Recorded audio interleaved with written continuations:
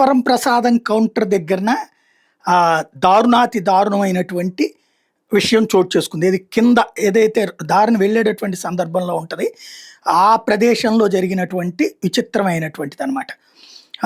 ఏంటయ్యా అంటే ప్రసాదం అమ్మేటటువంటి దాంట్లో ఆ ప్రదేశంలో ఎక్కడైతే ఉందో అక్కడ ప్రసాదం దగ్గర ఎలకలు తిరుగుతూ ఉండటం, వాటిట్లలో ఎగిరి గంతులేస్తూ ఉండటం, దీని మీదన షాకింగ్ పరిణామం చోటు చేసుకుంది.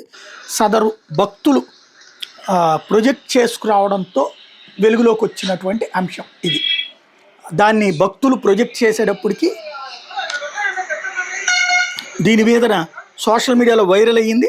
సత్యనారాయణ స్వామి దేవాలయం దగ్గర ప్రసాదం బుట్టల్లో ఎలకలు తిరుగుతున్న షాకింగ్ ఘటన వీడియో సోషల్ మీడియాలో వైరల్ అవుతుంది. భక్తులు ప్రసాదం కొనుగోలు చేయడానికి వెళ్తే నిల్వ బుట్టలు లేదా స్టాల్ బుట్టల్లో ఎలకలు స్వేచ్ఛగా తిరుగుతున్న దృశ్యాలు రికార్డ్ అయినాయి. భక్తుల విషయాన్ని ప్రశ్నిస్తే ఆలయ సిబ్బంది దురుసుగా స్పందించారు.